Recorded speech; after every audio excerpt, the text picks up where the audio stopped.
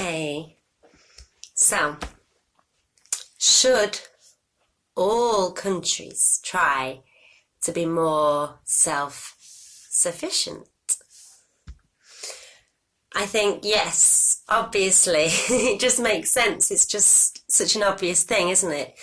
You know, and I think countries used to be a lot more self-sufficient, and then with the way everything's gone, the global economy and everything, I think countries have become more and more reliant on each other for things. And I think that's a bit dangerous, isn't it? The more reliant you are on another person or country, you're giving them your power.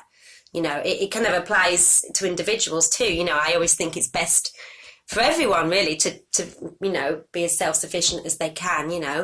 There might be times you do have to work together, but certainly when it comes to countries, as we're finding out now, if there's going to be any kind of crisis, be it a virus or it could be a war, as we've had in the past, or, a catastrophe like more of an environmental catastrophe, or just something unexpected, an economic kind of crash, or it could be many, many, many things. It's always best, isn't it, to be prepared, and also, if we're self-sufficient, it's much better for the environment as well. And I think that's another key thing, isn't it, that, people are becoming more aware of. I remember once seeing a map of where everything comes from when you get your food and, everything that ends up in your supermarket. It's crazy, how much transportation is going on.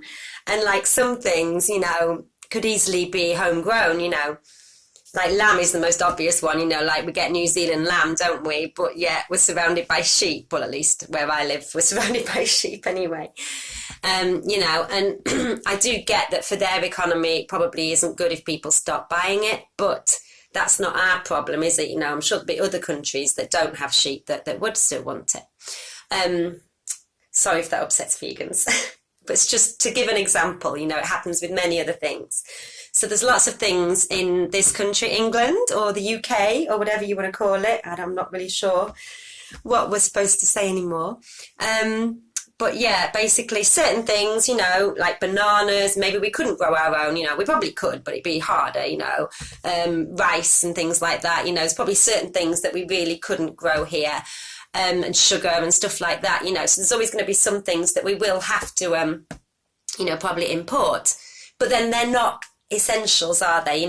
We could survive without bananas and rice and things like that. We could eat more potatoes. There's things we can grow, that we could manage.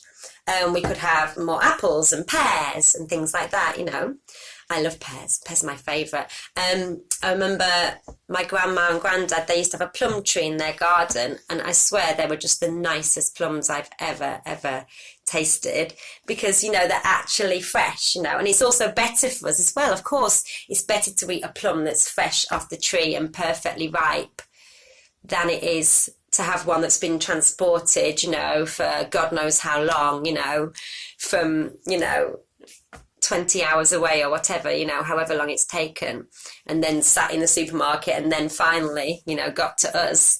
And you're never quite sure, are you? What are they spraying them with? What are they doing to them? And you have things that last for a long time. You do wonder, why is it lasting so long? So, it's definitely not healthy. Whereas, yeah, if you've got an apple tree or a pear tree or a plum tree, whatever, nearby, or even in your own garden, ideally, then, that's got to be better for us and the environment, hasn't it?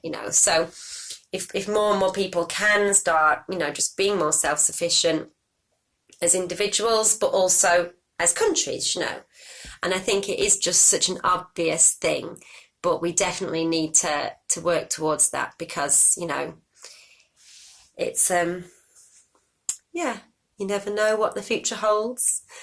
And it's certainly sensible, isn't it? And then that way we know